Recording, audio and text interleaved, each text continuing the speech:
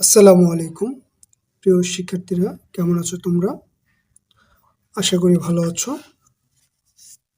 তো আজকে আমি তোমাদেরকে সংখ্যা পদ্ধতি পড়াবো। তো প্রথমেই সংখ্যা পদ্ধতি সম্পর্কে আমাদের জেনে নেওয়া দরকার। আর পাশাপাশি এই অধ্যায়ের গুরুত্বপূর্ণ কিছু জিনিস আমরা জানবো, যেগুলো জানলে পরে এই অধ্যায়টা আমাদের কাছে খুব সহজ হয়ে উঠবে। অর্থাৎ অনেক শিক্ষার্থী আছে যে এই কিছু বিষয় না জানার কারণে তারা এই অধ্যায়টা পরিষ্কারভাবে বুঝতে পারে না। তো সেজন্য আমি মূলত এটাকে সেইভাবে সাজিয়েছি। তো প্রথমে যে জিনিসটা দেখা যাচ্ছে সেটা হচ্ছে, আমরা যেহেতু সংখ্যা পদ্ধতি পড়ব, তাহলে অবভিয়াসলি আমাদের জানতে হবে যে সংখ্যা পদ্ধতি কাকে বলে। তো তোমাদের পরীক্ষায় এই কোশ্চেনটা মাঝে মধ্যেই আসে, বিভিন্ন বোর্ডে ইতিপূর্বে আসছে। এটা খুবই গুরুত্বপূর্ণ একটি প্রশ্ন। তো দেখো, সংখ্যা পদ্ধতি কাকে বলে, এটা হচ্ছে প্রশ্ন। আমরা খুব সহজে সংজ্ঞাটাকে উপস্থাপন করার চেষ্টা করছি। দেখো, কিছু মৌলিক অঙ্ক, একটা বিষয় মনে রাখবা, এই অঙ্ক জিনিসটাকে সেটা আমরা পড়াবো। কিছু মৌলিক অঙ্ক ব্যবহার করে সংখ্যা লেখা ও প্রকাশ করার পদ্ধতিকে সংখ্যা পদ্ধতি বলে। আমি আবার বলছি, কিছু মৌলিক অঙ্ক ব্যবহার করে সংখ্যা লেখা ও প্রকাশ করার পদ্ধতিকে সংখ্যা পদ্ধতি বলে। এটা হচ্ছে আমাদের সংজ্ঞা। তাহলে এখন এই যে তোমার অঙ্ক কথা বলা হয়েছে তোমার সংখ্যা পদ্ধতির সংজ্ঞাতে, তাহলে আমাদের অঙ্ক কাকে বলে সেটাও জানতে হবে। এখন অঙ্ক কাকে বলে সেটাও বলে দেওয়া হয়েছে, যে কোনো সংখ্যা পদ্ধতি লিখে প্রকাশ করার জন্য যে সমস্ত মৌলিক চিহ্ন ব্যবহার করা হয় তাকে অঙ্ক বলে। এখানে একটু আমি আলোচনা করি, সেটা হচ্ছে, আমরা কিছু মৌলিক অঙ্ক দ্বারা কি করলাম, একটা সংখ্যা লিখে প্রকাশ করি। যেমন ধরি যে আমার কাছে 9টি আপেল আছে, তাহলে আমরা কত লিখব? 9। এখন আমার যদি বলা হয় আমার কাছে 10টি আপেল আছে, তাহলে আমরা কি লিখতেছি? এই 10। এখন কথা হচ্ছে, এই 9 এবং এই 10 আমরা কোন পদ্ধতিতে লিখলাম? এখানে আমাদের দশমিক সংখ্যা পদ্ধতিতে 0, তারপরে 1, 2, 3, 4, 5, 6, 7, 8, আর হচ্ছে কি 9 পর্যন্ত আমাদের আছে, তাই না? তো এখান থেকে মূলত আমরা 9কে নিয়ে 9টা আপেল বোঝানোর জন্য লিখেছি। এখান থেকে ধারাবাহিকভাবে এখন আমি 10 যখন আমি বুঝাইতে যাব, তখন আমরা কি করব? প্রথমে আমার এই 1 আসবে, তারপরে 0 থেকে মূলত এখন শুরু হইলো। এখন তুমি 10-এর উপরে যখনই যাবা, তখন কি আবার 10-এর পরে তুমি কি করতে পারো? এখন 11 লিখতে পারো, এবার 12 লিখতে পারো, এই যে 13 লিখতে পারো, 14 লিখতে পারো। এখন এই যে লিখতেছে, এটা কি ইচ্ছা মতো লেখা যাচ্ছে? বিষয়টা তা না। এইটাই হচ্ছে গিয়ে মূলত সংখ্যা পদ্ধতি। এর মানে হইতেছে যে এটা হচ্ছে এককের ঘর, এটা দশকের ঘর। এই সংখ্যা পদ্ধতির বেস 10, যার কারণে এই সংখ্যার মান তার নিজস্ব মান, কিন্তু এই সংখ্যাটা কিন্তু তার নিজস্ব মান না। এটা কিন্তু নিজস্ব মান না, এটা নিজস্ব মান কত? 1। কিন্তু মূলত এখানে রিপ্রেজেন্ট করতেছে কাকে? 10কে। মানে 10-এর পরে যেটা নিচ্ছে সেটা মানে 10টা আপেল নেওয়ার পরে আমি আরেকটা আপেল নিলাম, মানে এখন আমি 11টা আপেল নিয়েছি। এর অর্থ কি? এখন তোমার কাছে 11টা আপেল রয়েছে। এটা লিখতে পারলাম কিভাবে? এটা ধরো 1 গুণন তোমার 1 সমান সমান কত আসে? 1। আর এখানে কি তোমার 1 গুণন কত আসবে? 10 সমান সমান কত? 10। এভাবে করে মূলত আমাদের 11 সংখ্যাটা গঠন করা হয়েছে। তো এই যে সংখ্যাটা গঠন করলাম, এটাই কি একটা সংখ্যা পদ্ধতি। আশা করি বুঝতে পারছো। এখন আসো, বললাম কোন সংখ্যা পদ্ধতি লিখে প্রকাশ করার জন্য যে সমস্ত মৌলিক চিহ্ন ব্যবহার করা হয় তাকে অঙ্ক বলে। এই যে আমরা চিহ্নগুলো ব্যবহার করেছি, এই প্রত্যেকটা হইতেছে এক একটা অঙ্ক। প্রত্যেকটা হচ্ছে কি এক একটা অঙ্ক, আর এই অঙ্ককে ব্যবহার করে মূলত সংখ্যা লেখা হয়। তাহলে অঙ্কর কথা বললাম, এটাকে ইংরেজিতে ডিজিট বলে। ইংরেজিতে কি বলে? ডিজিট। ডিজিট সমান সমান কি? অঙ্ক।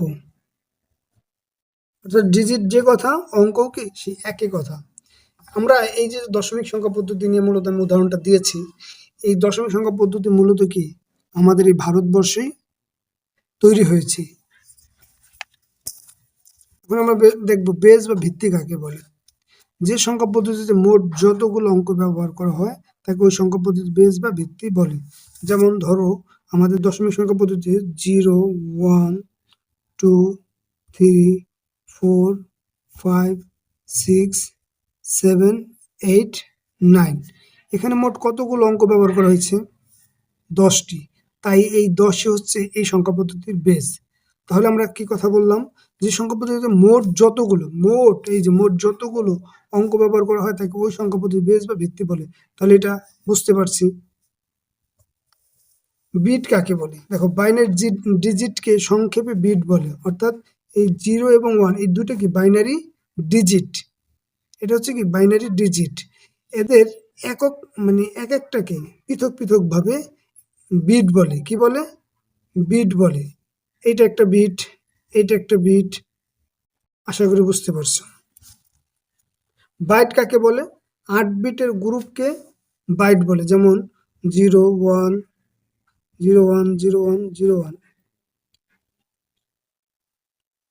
এই যে দেখো এখানে 8টা কি আছে? 1, 2, 3, 4, 5, 6, 7, 8।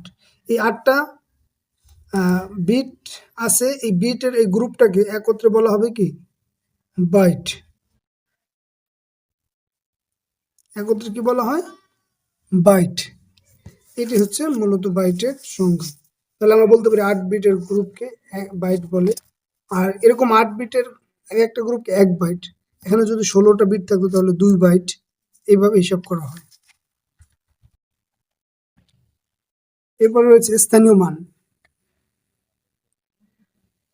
সংখ্যার যে স্থানে অঙ্কটির অবস্থান তাকে স্থানীয় মান বলে। যেমন আমরা একটু আগে একটা উদাহরণ দিয়েছিলাম, আবারও দিচ্ছি। ধরো এটা কিন্তু তিনটাই 5, তবে এটার স্থানীয় মান কত? 5ই বা 1। কিভাবে? 5 গুণন 1 সমান সমান কত হয়? 5 হয়। এটা 5 গুণন 10 সমান সমান কত হয়? 50 হয়। আর এটার স্থানীয় মান 5 গুণন 100 কত হবে? 500। এদের যোগ করো, কত আসে? 555। তাহলে এটি হচ্ছে গিয়ে স্থানীয় মান। অর্থাৎ সংখ্যার যে স্থানে, এটা একটা সংখ্যা, যে স্থানে অঙ্কটির অবস্থান, এটার অবস্থান কোথায়? প্রথমে। তাহলে এটা অবস্থান একক, তাকে স্থানীয় মান বলে। এটা কি দশক, এটা শতক। আশা করি বুঝতে পারছি।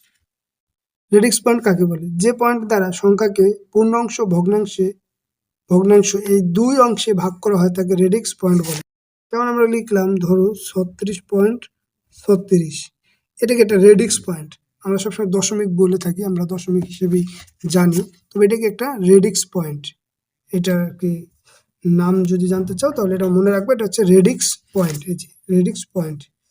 আর এটার এই অংশটা হচ্ছে পূর্ণাংশ, এটা হচ্ছে ভগ্নাংশ। তাহলে এটার দ্বারা আমরা কি করলাম? দুটো অংশে ভাগ করলাম। পূর্ণাংশ, এই যে পূর্ণাংশ, এটা কি ভগ্নাংশ। তাহলে এই পয়েন্টটাকে আমরা বলতেই পারি যে পয়েন্ট দ্বারা সংখ্যাকে পূর্ণাংশ ভগ্নাংশ এই দুই অংশে ভাগ করা হয় তাকে রেডিক্স পয়েন্ট বলে। আশা করি বুঝতে পারছো। এখন আমরা সবচেয়ে গুরুত্বপূর্ণ একটা বিষয় নিয়ে আলোচনা করবো, সেটা হচ্ছে সংখ্যা পদ্ধতি প্রকারভেদ। দেখো সংখ্যা পদ্ধতিটা মূলত দুই প্রকার: পজিশনাল সংখ্যা পদ্ধতি, নন পজিশনাল সংখ্যা পদ্ধতি। এখন মূলত আমাদের আলোচনা থাকবে পজিশনাল সংখ্যা পদ্ধতি নিয়ে, কারণ নন পজিশনাল পদ্ধতিতে তেমন কোনো আলোচনা নেই। অর্থাৎ নন পজিশনাল সংখ্যা পদ্ধতিটা হচ্ছে এমন সংখ্যা পদ্ধতি যার কোনো কি নাই? স্থানীয় মান নাই। সংখ্যার নিজস্ব মান আছে কিন্তু কি নাই? স্থানীয় মান নাই।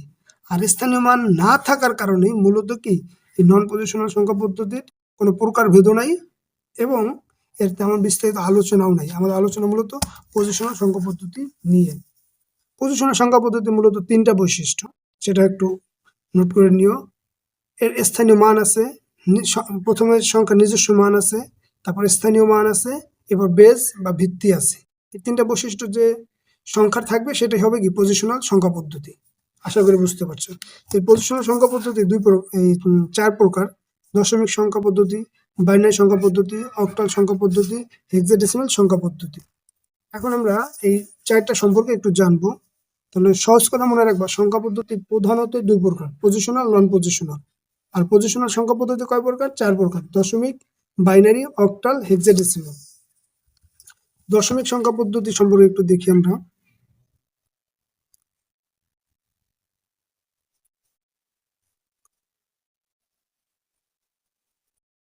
দশমিক সংখ্যা, এখানে যে সংখ্যা পদ্ধতিতে 10টি অঙ্ক ব্যবহার করা হয়, এই সংখ্যাটা তোমরা লিখে রাখো। যে সংখ্যা পদ্ধতিতে 10টি অঙ্ক ব্যবহার করা হয় তাকে দশমিক সংখ্যা পদ্ধতি বলে। যেমন দেখো 0, 1, 2, 3, 4, 5, 6, 7, 8, এ হচ্ছে কি 9। এখানে মোট কতগুলো সংখ্যা ব্যবহার করা হয়েছে বা অঙ্ক ব্যবহার করা হয়েছে? 10টি। সেজন্য এটা কি দশমিক সংখ্যা পদ্ধতি। এরপরে আছে কি বাইনারি। বাইনারি সংখ্যা পদ্ধতি সম্পর্কে আমরা একটু জানবো। এখানে এখন বলতে পারো যে সংখ্যা পদ্ধতিতে দুইটি অঙ্ক ব্যবহার করা হয় তাকে বাইনারি সংখ্যা পদ্ধতি বলে, 0 এবং 1। 3 নম্বর আছে কি অক্টাল। 0, 1, 2, 3, 4, 5, 6, 7।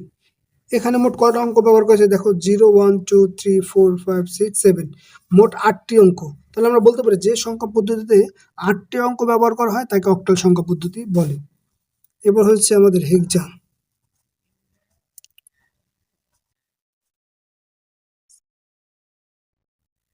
হেক্সাডেসিমাল।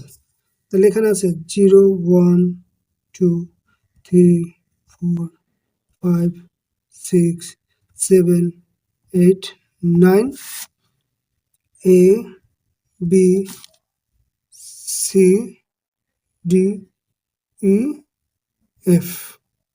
এখানে মোট আছে হচ্ছে 16টি। তাহলে আমরা বলতে পারি যে সংখ্যা পদ্ধতিতে মোট 16টি অঙ্ক ব্যবহার করা হয় তাকে হেক্সাডেসিমাল সংখ্যা পদ্ধতি বলে। যে সংখ্যা পদ্ধতিতে 16টি অঙ্ক ব্যবহার করে তাকে হেক্সাডেসিমাল সংখ্যা পদ্ধতি বলে। এখানে একটা জিনিস নোট করে রাখো, A মানে 10, B মানে 11, C অর্থ তোমার 12, D মানে 13, E অর্থ 14, F দ্বারা বোঝায় 15। আশা করি বুঝতে পারতেছো। এখন একটা কথা, এই যে বেস দেখো, প্রতিটা সংখ্যা পদ্ধতির সামনে আমি কি রেখেছি? এই যে 10, এখানে রেখে রাখলাম 2, এটা 8, এটা 16। তাহলে আমরা দশমিক সংখ্যা পদ্ধতির বেস কত হবে? 10। মানে বেজের কাজটা কি? বেজের কাজ হচ্ছে যে এই যে যখন সংখ্যাটা গঠন করা হবে তখন বাম থেকে ডানের দিকে সংখ্যাগুলো তার বেজ অনুযায়ী বৃদ্ধি পাবে, 10 গুণ করে বৃদ্ধি পায়। খেয়াল করছো? আমরা একটা উদাহরণ দিয়েছিলাম এই যে একটু আগে। যেমন ধরো এখানে একটা উদাহরণ দিই। আবার এখানে কি 5 গুণন 1 হইতেছে, এখানে কি 5 গুণন কত আসতেছে? 10। এখানে 5 গুণন কত আসতেছে? 100। এর দেখো এই 1-এর পরে কিন্তু 10 আসছে, তারপরে কি 10 দিয়ে আবার 10 গুণ করলে কত? 100 হয়। তারপরে কি আমরা হাজার বলি না? তাহলে এই মানে কি এই 100-কে আবার আমি 10 দিয়ে যখন গুণ করবো তখন কত হবে? হাজার হবে। এর মানে কি একটা সংখ্যা থেকে আরেকটা, একটা সংখ্যার মধ্যে একটা অঙ্ক থেকে আরেকটা অঙ্কের যে মানে অবস্থান অনুযায়ী ডান থেকে বামে যায়, সেটা কি 10 গুণ করে বৃদ্ধি হয়। এদের ভ্যালু, স্থানীয় মান 10 গুণ করে বৃদ্ধি পায়। তাহলে এটা কেন হলো? এটা কারণ এই সংখ্যা পদ্ধতিটা মূলত দশমিক সংখ্যা পদ্ধতি। এখন যদি এটা আমার বাইনারি হতো তাহলে কত হতো? 2 করে বৃদ্ধি পেত। কত করে বৃদ্ধি পেত? 2 করে। এই জায়গায় 2, এখানে কত হবে? 8 করে বৃদ্ধি পাবে। একটা সংখ্যা গঠন হইলে তার এই প্রথম সংখ্যা থেকে তার বামের দিকে যত যাবে তা কত করে বৃদ্ধি পাবে? 8 করে। আর এটা বৃদ্ধি পাবে 16 করে। এটা হচ্ছে গিয়ে মূলত বেজের কাজ, মূল কাজটাই বেজের এখানে। তো তো যাই হোক, আমরা কয়টা জিনিস মনে রাখবো এখানে, যে সংখ্যা পদ্ধতি দুই প্রকার: পজিশনাল, নন পজিশনাল। আর পজিশনাল সংখ্যা পদ্ধতি 4 প্রকার: দশমিক, বাইনারি, অক্টাল, হেক্সাডেসিমাল। দশমিক সংখ্যা পদ্ধতি বা দশমিক সংখ্যা পদ্ধতি কাকে বলে যদি বলে, যে সংখ্যা পদ্ধতিতে 10টি অঙ্ক ব্যবহার করে তাকে দশমিক সংখ্যা পদ্ধতি বলে। সেটা কি? এই যে 10টা। বাইনারি সংখ্যা পদ্ধতি কাকে বলে? যে সংখ্যা পদ্ধতিতে 2টি অঙ্ক ব্যবহার করা হয় তাকে বাইনারি সংখ্যা পদ্ধতি বলে। যে সংখ্যা পদ্ধতিতে 8টি অঙ্ক ব্যবহার করে তাকে অক্টাল বলে। যে সংখ্যা পদ্ধতিতে 16টি অঙ্ক ব্যবহার করে তাকে হেক্সাডেসিমাল সংখ্যা পদ্ধতি বলে। আর প্রত্যেকটা প্রতীক দেওয়া আছে। আর এইগুলো মোটামুটি যদি বুঝতে পারো, নেক্সট ক্লাস আমরা শিখবো যে এই যে দশমিক একটা সংখ্যা তাকে কিভাবে বাইনারিতে নেয়, বাইনারি সংখ্যা থেকে আবার অক্টাল, অক্টাল থেকে হেক্সা, আবার এই বাইনারি অক্টাল হেক্সা থেকে আবার দশমিকে বা একটা থেকে আরেকটায়, এটাকে বলা হয় মূলত রূপান্তর। এই রূপান্তর নিয়ে মূলত পরবর্তী ক্লাসটাই আমরা আপলোড করব। তো আশা করি তোমরা মোটামুটি বুঝতে পেরেছো। তারপরেও যদি আমার ক্লাসের মধ্যে কোনো তোমাদের অস্পষ্টতা থাকে আমাকে কমেন্টে জানাবা, আমি ইনশাল্লাহ তার সমাধান করার চেষ্টা করব। সবাই ভালো থাকো, সুস্থ থাকো, আল্লাহ হাফেজ।